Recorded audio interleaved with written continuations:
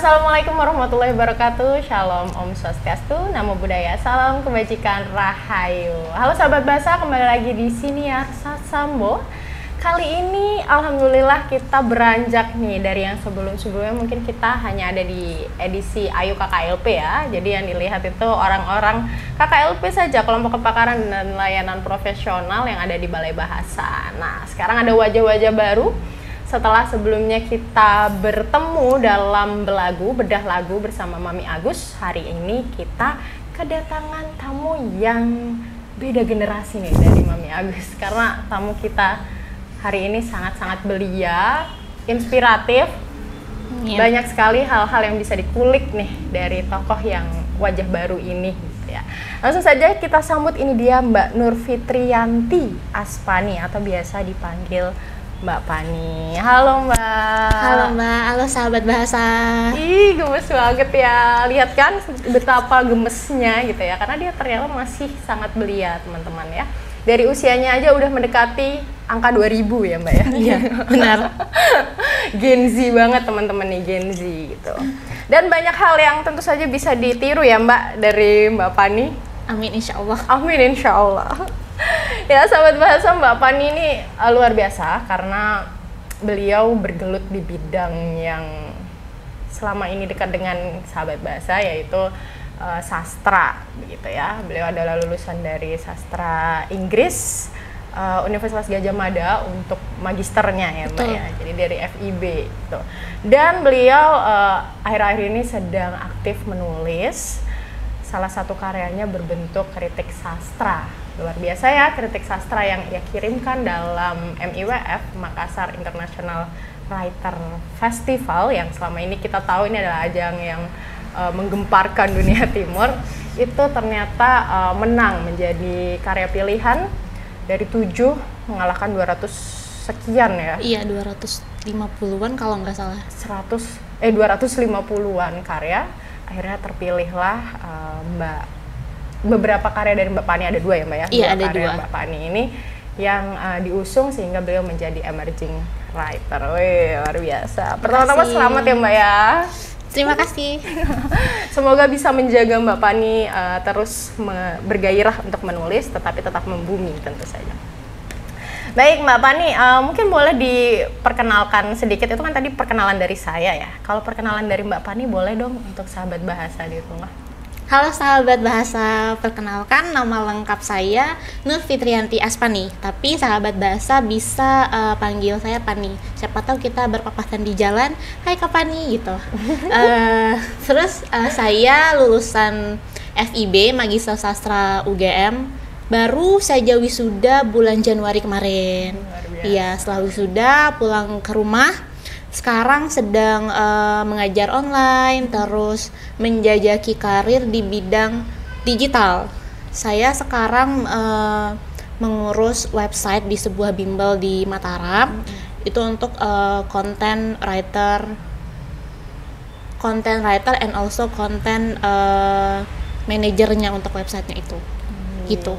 Wih, keren banget itu ya. Ternyata selain sebagai penulis, Mbak Pani juga ternyata mengajarkan gitu. Iya, ya, betul. apa yang selama ini sudah diperoleh ketika S1 maupun S2. Berarti kalau S1-nya dasarnya bukan di sastra ya Mbak ya? Iya, bukan. Jadi saya tuh S1-nya pendidikan bahasa Inggris. Pendidikan bahasa Inggris. Semenjak kuliah ngajar private, ngajar bimbel, terus setelah lulus kuliah pun masih ngajar di bimbel. Tapi kemudian menjadi pendidik itu lumayan sulit ya. Bukan lumayan lagi, tapi sangat sulit ya, apalagi saya sempat ngajar di salah satu sekolah menengah atas dengan rombongan belajar yang sangat besar. Itu saya merasa agak stres saat itu gitu. Jadi kayaknya saya memilih untuk tetap ngajar privat sama bimbel aja deh gitu, supaya output siswanya itu maksimal kan kita ajarin. Kalau misalnya rombongan belajarnya lumayan besar, itu agak sulit kan mengontrol ini muridnya bisa nggak ya. Jadi saya agak overthinking sendiri tuh Mbak. Bisa nggak ya mereka paham cara saya ngajar ini, bener nggak ya, efektif nggak ya. Jadi kayak ya udahlah, untuk meminimalisir ke overthinkingan itu kita berpindah ke private dan juga bimbel. Dan di rumah pun saya bikin komunitas kecil-kecilan, ngajarin anak kecil baca, mewarnai, menggambar, ngajar bahasa Inggris. Saya pikir itu lebih efektif bagi saya, kayak gitu. Keren ya, sahabat bahasa, ini luar biasa pandangan yang mungkin sekarang memang seringkali dianut oleh anak-anak muda gitu ya. Iya, Gen Z ya. Gen Z itu memang inginnya kan begitu ya, cukup idealis gitu lah. Mungkin kalau yang generasi sebelumnya merasa kalau ya yang paling efektif adalah ketika apa yang kita ajarkan itu bisa untuk rombongan ya, orang banyak begitu. Tapi kalau yang sekarang idealis, jadi ya lebih baik sedikit tapi kualitasnya terjaga, seperti itu ya. Gitu. Dan akhirnya Mbak Pani memilih untuk mengajar secara privat dan kelompok kecil dan di komunitas juga. Oh, komunitas juga. Iya, dulu tahun 2020 sampai akhir 2021 waktu masih Covid, itu kan anak-anak di rumah, yang sekitaran rumah, di dusun saya tuh namanya Dusun Penjangka, Desa Spakek, Kecamatan Pringgarata di Lombok Tengah. Iya, jadi mereka tuh nggak pergi sekolah kan, terus akses untuk smartphone untuk mendapatkan materi dari guru di WhatsApp itu juga nggak se-efektif itu gitu. Jadi yaudah, saya sama satu teman, kebetulan dia adik tingkat 2 tahun di bawah saya, ya kita bikin tempat namanya teman belajar dulu waktu tuh. Ya kita bikin teman belajar untuk adik-adik kita di sekitar kita gitu. Jadi kita ngajarin mereka, kalau untuk yang anak-anak yang masih kelas 1, 2 itu masih ngajarin baca sama gimana mereka tuh reading comprehension-nya bagus. Tapi kalau udah yang bahasa Indonesia dulu. Iya, itu ya hampir setiap hari gitu. Kebetulan waktu itu saya kan masih skripsian juga kan, jadi nggak setiap hari, nggak pergi ke kampus gitu, dan Covid juga gitu. Tapi kalau untuk anak-anak yang kelas 4, 5, 6 itu mereka udah kami ajarin tuh berdasarkan mata pelajaran mereka di sekolah, jadi nggak jauh-jauh amat ketinggalannya gitu. Tapi itu sampai akhir 2021 berhenti karena kesibukan di luar itu ya. Iya, gitu. Dan belum berlanjut lagi sampai sekarang. Oh wow, itu kalau dilanjutkan mungkin bisa jadi komunitas literasi dan akan lebih sering berinteraksi dengan balai bahasa. Mungkin akan dilanjutkan nanti. Oke, ya semoga ada kesempatan untuk melanjutkan itu. Baik, Mbak Pani, itu kisah Mbak Pani ya sebelum akhirnya namanya tersebut tuh sebagai emerging writer di MIWF yang sangat tidak diduga-duga ya sahabat bahasa, karena jujur saja belum pernah dengar namanya Mbak Pani sebelumnya begitu. Kemudian tiba-tiba dikabarkan oleh teman dari media massa begitu kalau ada nih satu orang yang memang dia mandiri, tidak ikut komunitas apapun, mengirimkan kritik sastra gitu ya, kritik sastra di MIWF, kemudian karyanya lolos dan terpanggillah beliau untuk bisa membedah karyanya nanti di MIWF gitu. Namanya Mbak Pani Aspani, gemes lagi namanya. Mbak Pani ini, nah itu ini keren banget. Nah itu Mbak, bagaimana sih ceritanya sampai kemudian karya ini terbit gitu, ada dan berani gitu ya untuk mengkompetisikan lah ya, ini kita bisa sebut kompetisi di MIWF ini. Mungkin kita tarik ke belakang dulu ya. Okay. Saya melanjutkan kuliah itu 1 tahun setelah lulus S1, setelah ngajar, pergi kemana-mana gitu. Kayaknya saya perlu sekolah lagi. Karena saya merasa ketika saya keluar mencari opportunity, itu kita mendapatkan akses baik itu dalam bentuk pendidikan dan juga relasi itu kan lebih luas. Betul, setuju saya. Setelah berdiskusi dengan orang tua, oh ya udah, kamu mau kuliah di mana gitu. Dari dulu kan pengen banget masuk UGM ya, tapi nggak dapat. Akhirnya ya udah coba lagi nih S2 UGM, siapa tahu dapat, keterima. Ya udah, dengan alhamdulillahnya orang tua mau memberikan beasiswa ya dari mereka ya. Beasiswa orang tua ya. Iya, beasiswa orang tua sangat mendukung. Ya udah, masuk UGM tahun 2023 itu sebenarnya itu sangat culture shock ya. Saya yang awalnya backgroundnya pendidikan, setiap hari belajar metode mengajar yang efektif kayak gimana, kalau siswanya kayak gini gimana. Lalu saya berkecimpung ke dunia sastra. Jadi sebenarnya dulu waktu saya lulus SMA, saya tuh sebenarnya pengen masuk sastra. Tapi waktu itu pengennya masuk sastra Jerman. Sastra Jerman ada sih sebenarnya. Iya, ada di UI. Di UI. Yang sastra Jerman tuh UI. Kalau yang sastra yang sastra dan pendidikannya tuh ada di UM. Kalau yang sastra Inggris tuh memang pengen UGM gitu. Nah, saya tuh di antara pengen sastra Jerman sama sastra Inggris. Ya Allah. Karena saat itu saya lagi belajar bahasa Jerman lebih tepatnya waktu SMA. Saya kebetulan SMA-nya di SMA 3. SMA 3 Mataram. Oh, di Mataram ya? Iya, SMA-nya di Mataram dulu. Tapi nggak dapat dua-duanya. Akhirnya ya udah pendidikan. Nah, karena mimpi itu masih ada. Dilanjutkan. Jadi mari kita lanjutkan. Ya udah, akhirnya keterima ngambil magister sastra untuk sastra yang spesialisasinya sastra Inggris, yang untuk jurusan sastra Inggris. Itu agak shock ya karena itu udah switch karir, switch education lagi gitu kan. Jadi semester 1 saya banyak belajar teori, banyak banget direcokin teori sama dosen-dosennya. Entah itu teori banyak banget. Habis itu semester 2 barulah mulai nulis. Jadi teori-teori yang udah kita pelajarin, habis itu kita mencari objek kajian. Entah itu dari novel atau cerpen, puisi, yang kayak gitu. Karena kami kan fokusnya ke kajian kan, analisis gitu. Jadi saya konsisten menulis meskipun tulisan itu belum pernah tidak pernah dipublikasikan saat itu. Saya nggak publikasikan tulisannya. Kalaupun ada yang diminta sama dosen, saya bikin, tapi itu yang based on dosennya mau gitu. Ya gitu. Jadi akhirnya banyak makanya dari situ, dari tahun 2023 itu banyak tulisan kolaborasi. Akhirnya abis itu sampai tahun 2024 atas karena bimbingan dosen pembimbing Prof. Faruk namanya, saya tetap nulis karena beliau selalu bilang meskipun kalian sudah selesai dari sini tetap nulis gitu. Ya udah, nulis. Saya pikir konsistensi itu perlu. Saya nulis 2023 sampai 2024, entah tulisannya itu bentuknya seperti apa, yang penting tetap nulis gitu. Saya nulisnya dalam bentuk puisi, tapi saya malu memperlihatkannya ke khalayak ramai. Harus dong Mbak, berarti dimulainya dari fiksi dulu ya. Tapi puisi. Iya, puisi. Abis itu baru ke esai yang kayak gini, esai, artikel, jurnal yang kayak gitu. Terus karena ketemu sama teman-teman yang keren-keren juga ya, jadi kebanyakan teman-teman saya tuh sudah banyak yang publikasi cerpen, kumcer gitu, kumpulan puisi, bahkan ada yang novel juga gitu. Saya pengen kayak mereka gitu, tapi nggak bisa. Kenapa? Kenapa tuh? Karena memang belum terbiasa untuk menulisnya itu.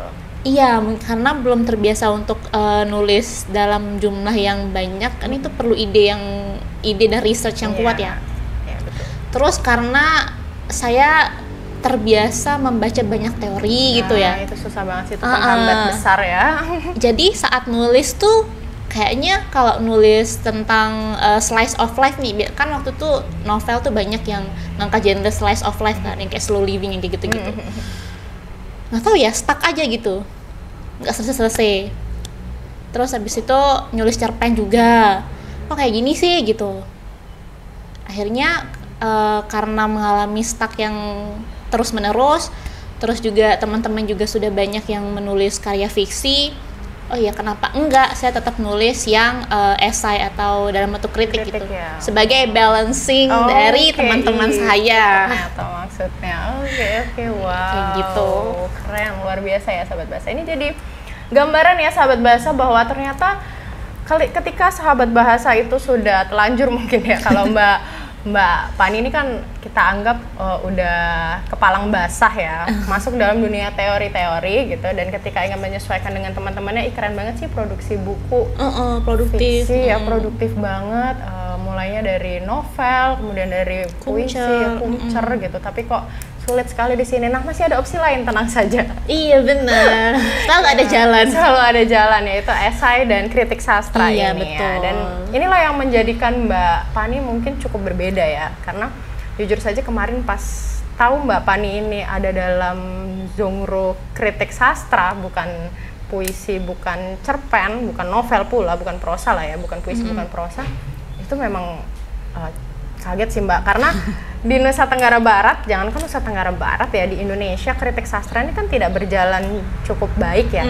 Zaman dulu mungkin iya gitu, masih banyak lah ada siapa namanya A.A. Nafis pun dia Betul. juga menulis kritik sastra meskipun menulis puisi Novel. dan cerpen gitu ya, menulis esai juga. Kemudian ada HB Yasin dengan aktifnya dia merangkum berbagai karya sastra di Indonesia, tapi sekarang kan sudah tidak sekuat itu Iya, kritik benar. sastra, dan inilah yang kemudian menjadi kekuatan Mbak Pani gitu ya, yang masuk ke dalam MIWF itu Iya. tadi. Dan Sobat Bahasa, kemarin saya minta referensi nih ke Mbak Pani. Mbak Pani boleh nggak dikirimkan esainya gitu, esai-esai Mbak Pani gitu, nggak harus yang di MIWF kalau memang yang di MIWF belum bisa dibuka gitu ya, tapi alhamdulillah saya membaca duluan. Sobat Bahasa itu. Dan ternyata yang dikirimkan hanya yang dari MIWF itu 2 esai. Iya, yang tulisan individu hanya 2 itu yang dikirimkan. Dan ternyata memang hanya itu.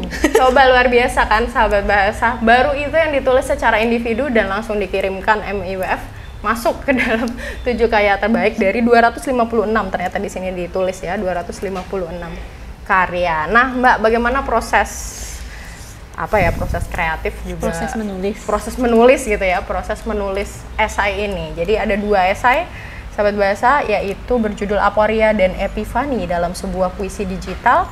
Kemudian yang kedua adalah Tragedi yang dibalut Serendipity. Yang mana duluan yang ditulis oleh Mbak Pani ini? Yang tragedi. Oh, tragedi dulu. Iya. Oke, boleh diceritakan mungkin Mbak dari yang tragedi dulu. Sedikit saja sekilas, tidak perlu terlalu dalam karena ini jatahnya MIWF ya nanti. Oh, mungkin apa yang menginspirasi Ya, saya betul. ya. Satu hal yang menginspirasi itu yang sangat menginspirasi adalah karena dosennya sih. Oh, dosen ya. Prof Faruk, terima kasih Prof. Iya, jadi saya sangat mengagumi beliau dan ketika beliau mengajar saya pasti ikut mata kuliah beliau. Meskipun saya nggak ngambil mata kuliahnya, saya ikut, kalau bahasanya sit in ya. Iya, jadi saya ikut sit in gitu. Entah kenapa.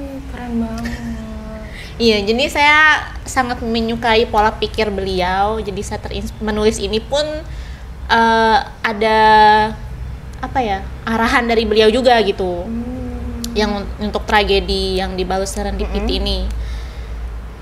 Itu proses menulisnya cukup lama ya, kayaknya 3 bulan gitu. 3 bulan mulai dari memilih.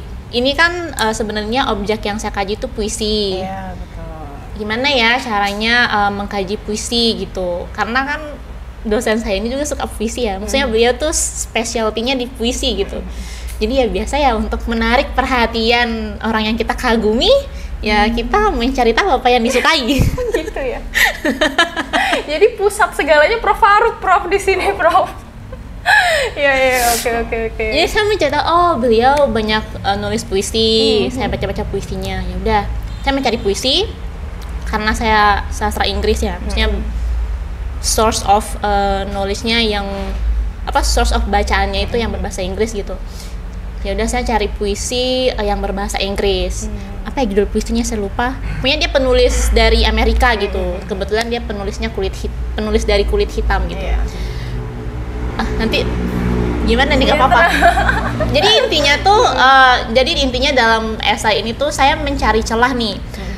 Kok bisa penulis berkulit hitam yang inferior di Amerika karyanya bisa se-boom itu.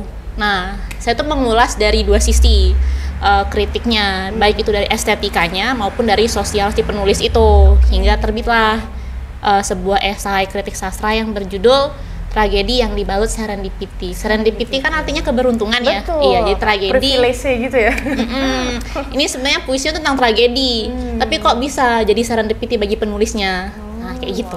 Kurang lebihnya seperti itu. Oke, itu ya Sahabat Bahasa, ini mendapat sedikit gambaran ya betapa kenapa sih kira-kira Tragedi yang dibalut serendipity ini menarik perhatian penilai gitu ya, juri-juri dari MIWF. Oh, mungkin karena ada hal yang bertentangan dihadirkan di sini, sebuah tragedi tetapi membawa keberuntungan. Inilah yang masuk mungkin ya bagi juri-juri. Dan ini sih Mbak, saya lebih ke penasaran dari segi tema ya gitu. Oh ya. Kan MIWF sudah menentukan temanya betul. Land and Hand gitu ya, Land and Hand. Dan setelah saya baca sedikit narasinya, hanya ada 1 paragraf. Itu Land and Hand tuh maksudnya adalah mengangkat isu-isu terkait ketergusuran lah gitu ya, bagaimana hak-hak hidup dari orang-orang yang menempati suatu wilayah begitu, tanah itu tetap ada seperti itu. Nah, apakah Mbak juga waktu itu terpaku pada ini sehingga memilih yang tragedi yang dibalut serendipity itu? Sekali lagi, mungkin ini adalah sebuah keberuntungan karena akibat dari kekonsistenan ya. Jadi saat menulis itu kan saya menulis berbagai macam tema gitu, mulai dari mirip kayak Land and Hand ini, terus juga tentang perempuan juga nulis gitu. Kayak gimana perempuan dimarginalisasi di sekitar mereka gitu.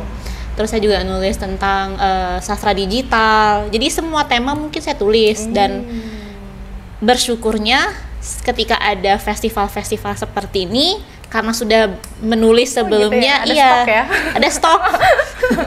Ada stok. Nanti kalau misalnya yang tema isu lingkungan dan isu lingkungan ini udah habis ya, nanti kita tulis lagi gitu. Siapa tahu bisa untuk stok selanjutnya. Oh begitu ya Mbak ya. Iya. Oh jadi ternyata sahabat bahasa, meskipun hanya 2 nih yang dikirimkan kemarin, Mbak Pani ini sudah punya banyak stok-stok esai ya, tetapi tidak dipublikasikan seperti itu saja ya. Nah oke deh, baik. Ini daripada kita terlalu masuk dalam topik puisinya ya, sedangkan sahabat bahasa belum bisa baca baca esainya gitu. Saya beri bocoran sedikit sahabat bahasa. Yang kedua itu judulnya adalah Aporia dan Epifani dalam sebuah puisi digital, dan yang menjadi objek di sini adalah puisi digital. Betul. Puisi digital itu mungkin jadi satu hal yang asing gitu ya Mbak ya. Menurut Mbak nih, menurut pandangan Mbak aja nih, kira-kira apa sih yang menarik perhatian juri? Ini harusnya dijawab juri ya, tapi menurut pandangan Mbak nih, untuk esai yang ini, Aporia dan Epifani dalam sebuah puisi digital gitu. Karena apalagi untuk menyelaraskan dengan tema Land and Hand ya, bagi saya agak jauh gitu. Nah, apa nih Mbak?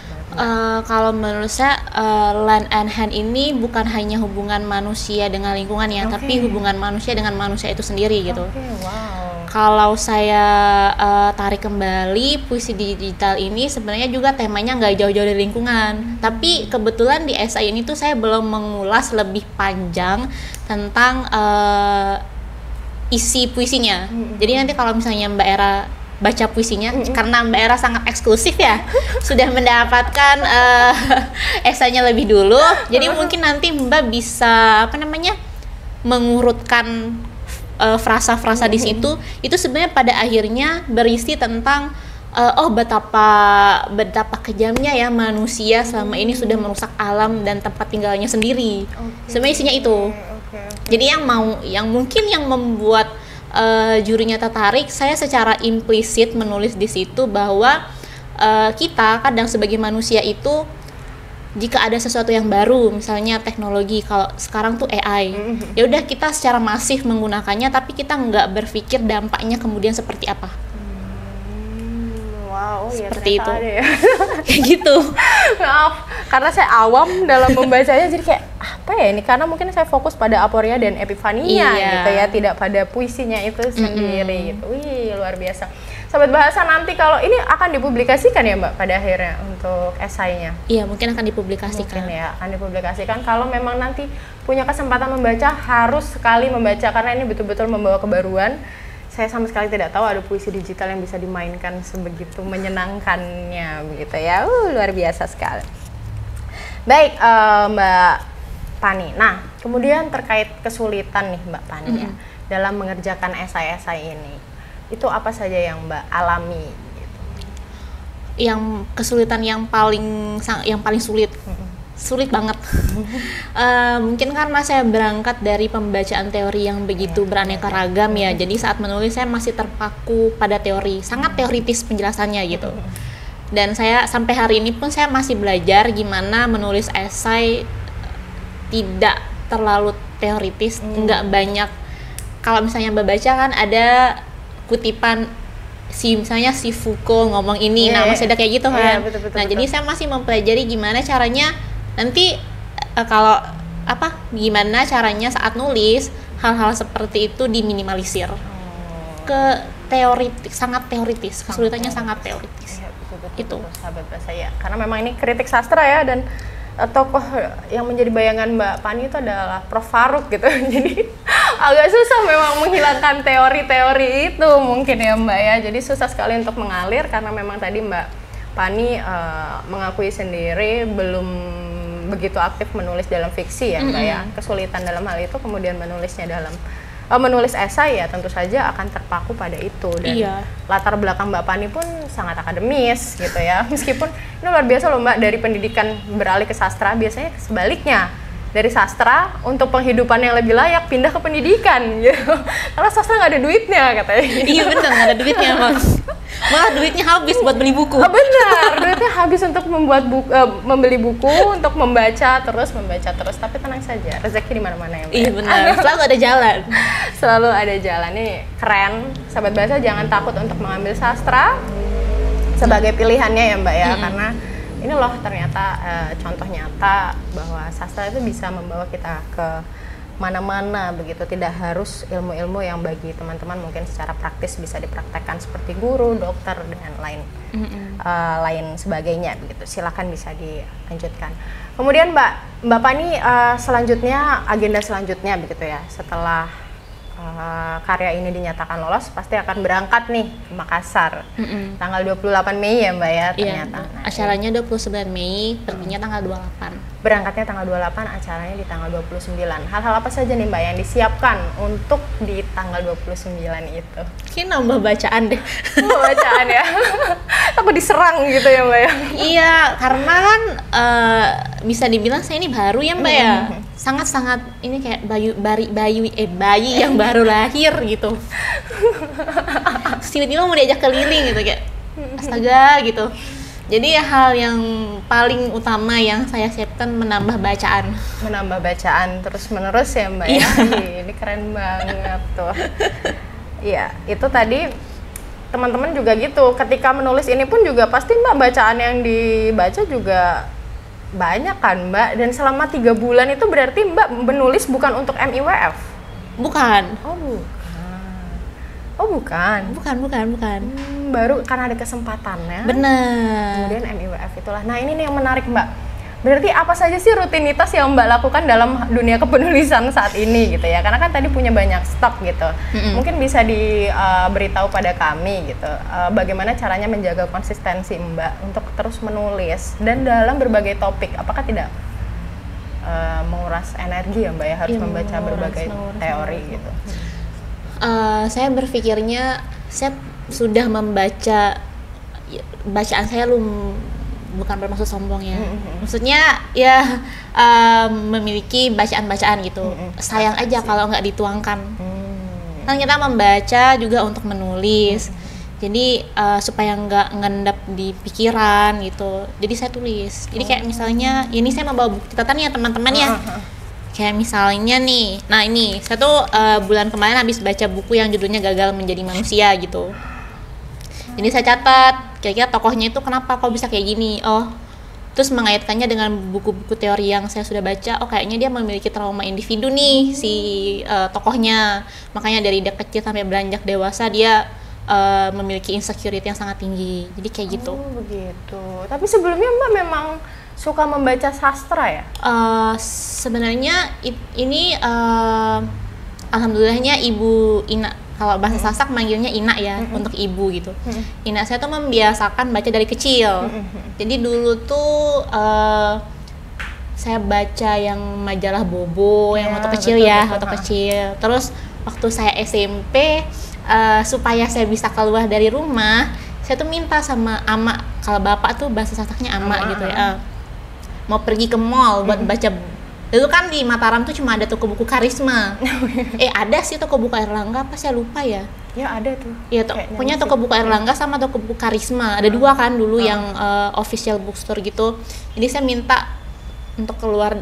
Jadi ya keluar dari rumah, jalan-jalannya lah gitu, beli buku gitu. Saya kan dulu asrama ya. Jadi untuk iya keluar dari rumah atau izin dari asrama itu ke toko buku gitu.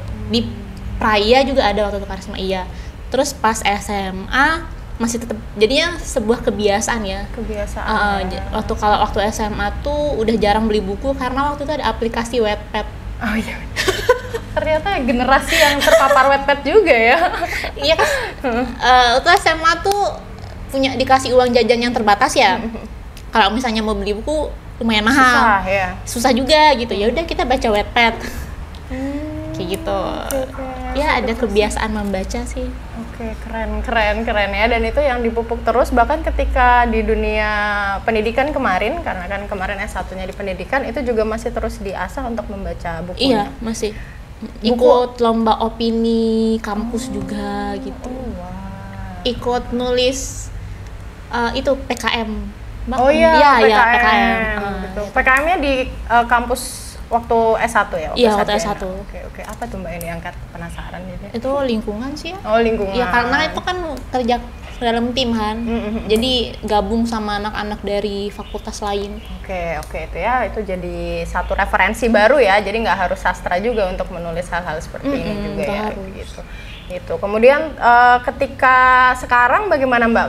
Kenapa terus merujuknya pada sastra Inggris? Apakah bacaan-bacaan yang Mbak baca itu juga bacaan-bacaan karya-karya sastra Inggris gitu ya, karya-karya orang yang memang menciptakannya dalam bahasa Inggris maupun latar belakangnya di Inggris atau bagaimana Mbak?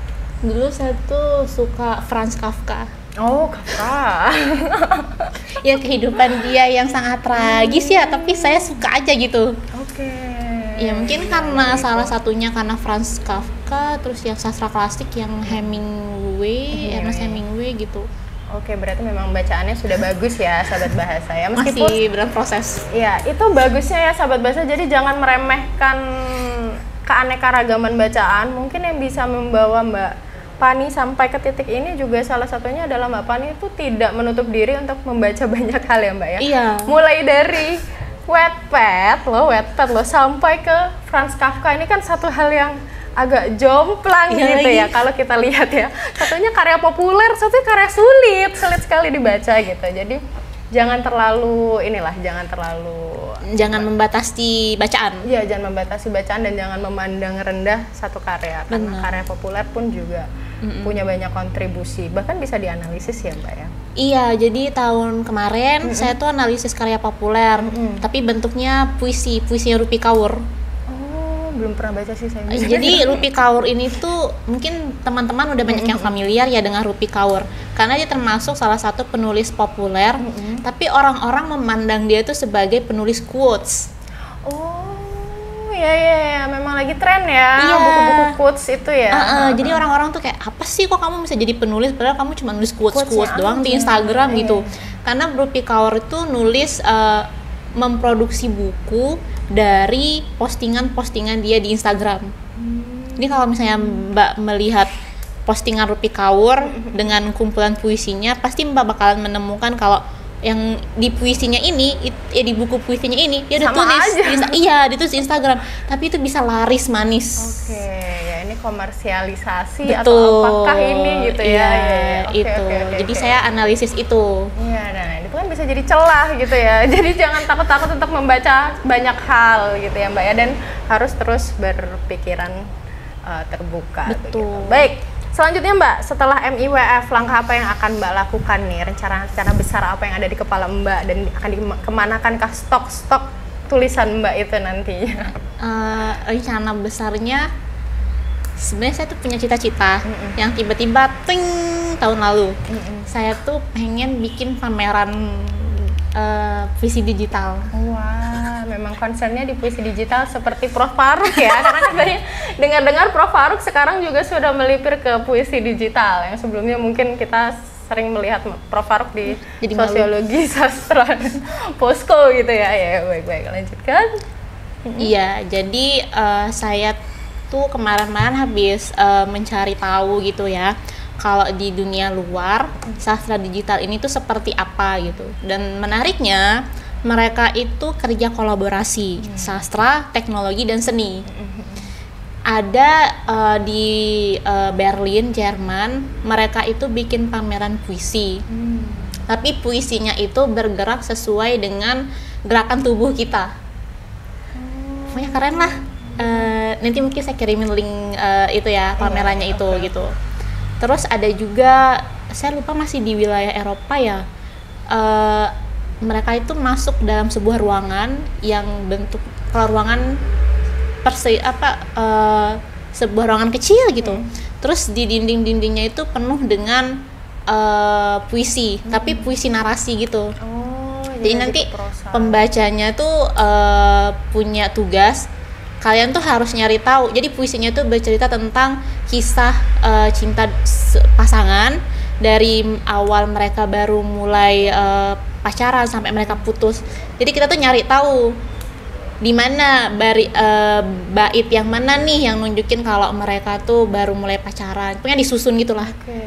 Kayak gitu. Jadi saya pengen membuat museum. Mungkin kalau di sini kita familiar dengan namanya instalasi interaktif kali ya. Nah, jadi kayak saya bercita-cita untuk membuat hal seperti itu. Yang cita-cita besarnya ya. Kalau yang kecil-kecilnya saya keep dulu ya. Oke, keren banget loh. Itu satu hal yang baru ya. Mungkin ya itu sekali lagi ya sahabat bahasa ya, yang bisa kita petik di sini adalah Mbak Pani ini terus belajar ya, dan tidak menutup kemungkinan hal-hal baru masuk dalam dunia ini. Dunia yang sebetulnya sastra ini kan cukup agak berkembangnya tuh tidak secepat yang lain gitulah ya, karena itu tadi karena cukup tertutup tadi. Nah, ini ada hal baru yaitu puisi digital ya Mbak ya tadi, dan cita-citanya adalah membuat pameran. Nah, kalau seperti itu berarti kan Mbak Pani dalam hal ini sedang merambah pada dunia fiksi juga nih, sedang mau menulis tuh. Apakah ada yang dikerjakan Mbak di luar esai atau kritik sastra? Saya nulis puisi ya Mbak ya, tapi puisinya ya gitu, belum bagus-bagus amat gitu. Tapi kata teman-teman, kayaknya kamu cocoknya nulis puisi yang berbahasa Inggris gitu, daripada yang berbahasa Indonesia. Karena kalau misalnya ada perbedaan, mungkin teman-teman, semoga teman-teman setuju ya dengan ini, dengan pendapat ini.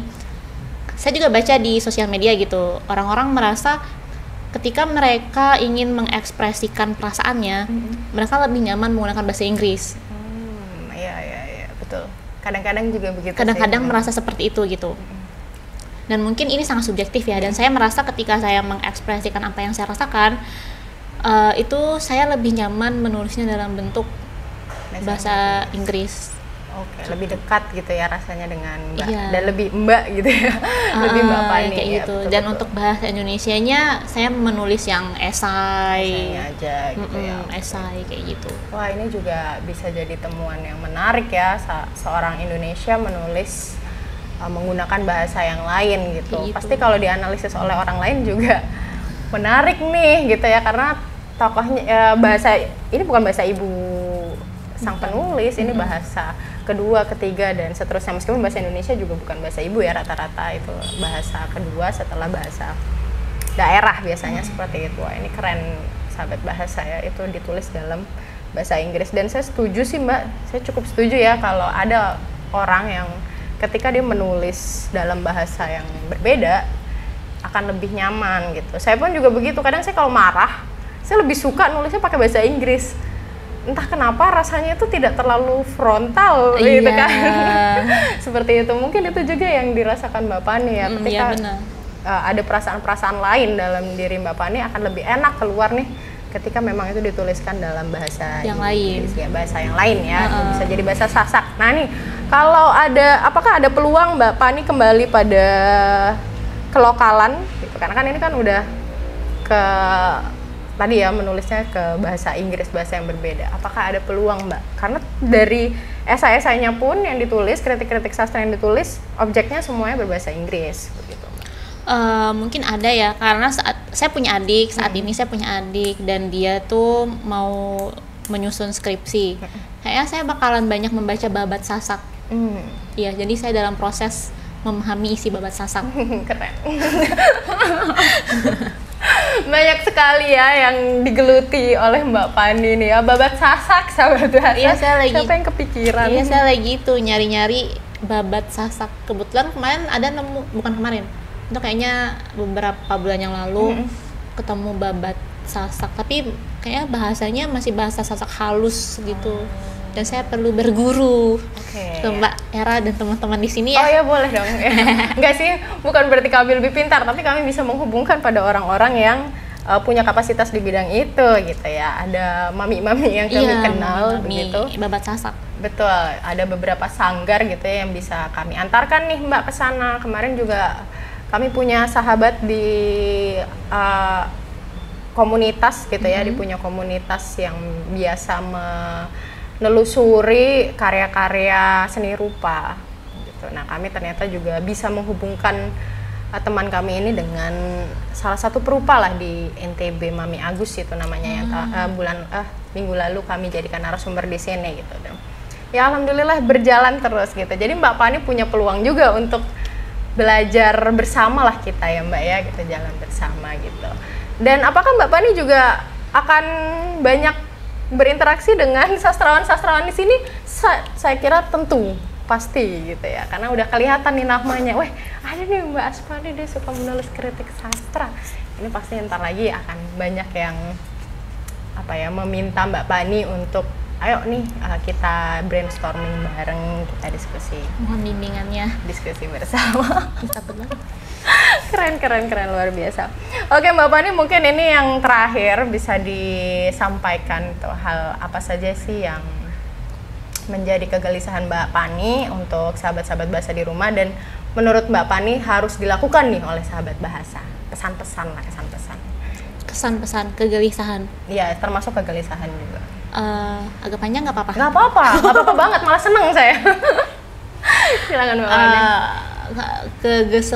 Kegelisahan pribadi, mungkin minat baca yang belum terlalu tinggi ya, sehingga mungkin ini juga yang menjadi alasan kenapa saya menggeluti dunia digital. Digital.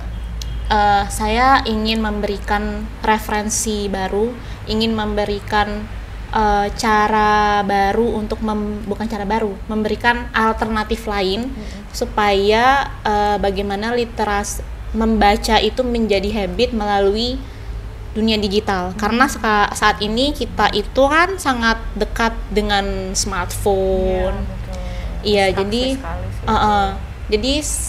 mulai dari setelah lulus kemarin saya tuh mencari referensi baik itu puisi maupun cerpen yang interaktif, yang lebih bisa menarik pasar ya. Iya, jadi mungkin nanti itu bisa dipakai untuk, tapi itu masih dalam bahasa Inggris ya. Iya. Ya itu kesulitannya lagi, masih dalam banyak bahasa Inggris. Semoga nanti saya juga bisa membuat versi bahasa Indonesia ya, karena kita banyak kolaborasi juga gitu. Yaitu mungkin kegelisahan yang saya sertai dengan aksi supaya gimana gimana membaca ini bisa semakin meningkat gitu. Terus mungkin pesan untuk sahabat bahasa, konsistensi itu penting karena kita tidak tahu di masa depan nasib seperti apa yang menghampiri kita. Betul. Jadi apapun yang kita kerjakan hari ini kita konsisten mengerjakan dan menyelesaikannya. Biasa, keren. Dalam loh itu sahabat bahasa, kelihatan sederhana tapi itu dalam sekali ya konsistensi, karena itu yang sulit dilakukan apalagi di zaman ini ya. Dan itu sangat kami dukung sekali kalau memang bisa kami berkolaborasi dengan hal-hal tersebut. Itu pasti sangat terbuka ya Mbak ya, karena ya itu sebetulnya tugas kami juga Mbak. Ya literasi itu kan sekarang jadi tugas berbagai kalangan ya. Instansi-instansi pemerintah juga meningkatkan hal ini, termasuk Badan Bahasa, Balai Bahasa juga punya tugas untuk meningkatkan minat baca itu tadi gitu. Baca apapun itu, tidak melulu mungkin kita juga yang betul ya, setuju sekali saya, transformasi ya. Jadi dulunya mungkin buku bacaan kita ya konvensional, kita harus ke toko buku Erlangga yang jaraknya jauh dari rumah Mbak Pani begitu ya. Tapi sekarang mungkin sudah tidak seperti itu lagi. Dan itu memang bukan dunia anak-anak. Agak sulit juga kita memaksa mereka untuk berliterasi di bidang-bidang yang konvensional, yang lama, jadul, dan ya memang sudah tidak sesuai era mereka lah. Jadi itu keren sekali, bisa jadi inspirasi Mbak. Itu sangat menginspirasi kami. Oh, ternyata meningkatkan minat baca salah satunya juga dengan bagaimana sih mendekatkan itu semua dengan dunia anak-anak ini tadi, yaitu dengan dunia digital itu tadi. Keren sekali Mbak Pani, semoga selanjutnya semua lancar ya Mbak ya. Terima kasih Mbak Era. Semoga cita-cita besar yang tadi disampaikan itu akan segera terwujud. Amin ya Allah. Begitu juga cita-cita kecil lainnya yang ada mengiringi cita-cita tersebut. Dan semoga sukses di MIWF. Terima kasih banyak karena sudah membawa harum nama Nusa Tenggara Barat. Terima kasih kembali. Dan di karya yang cukup jarang digeluti, semoga kedepannya Mbak Pani bisa memberi inspirasi bagi sahabat bahasa lain yang ingin menulis di kritik teks Mbak, kritik sastra. Karena banyak sekali yang sebetulnya punya keinginan di situ, tapi mungkin privilege-nya tidak sebesar Mbak Pani nih yang bisa S2 ya di UGM. Saya juga mau gitu ya, S2 di UI gitu. Ih, keren sekali. Itu saja, semoga kedepannya tetap mau ya Mbak ya diundang di sini, nggak kapok Terima lagi. kasih. Dengan senang hati. Dengan senang hati. Baik, itu sahabat bahasa siniar untuk hari ini. Semoga menginspirasi sahabat bahasa dan harus dong menginspirasi sahabat bahasa. Ingat, kita harus mencari jalan kita sendiri. Apa yang menurut sahabat bahasa menyenangkan, konsisten lakukan sehingga nanti hasilnya dipetik bisa seperti Mbak Pani. Terima kasih Mbak Pani. Terima kasih Mbak Era. Sekian siniar hari ini. Wassalamualaikum warahmatullahi wabarakatuh. Waalaikumsalam. Shalom. Om Santi Santi Santi Om. Namo Buddhaya. Salam kebajikan. Rahayu. Salam literasi.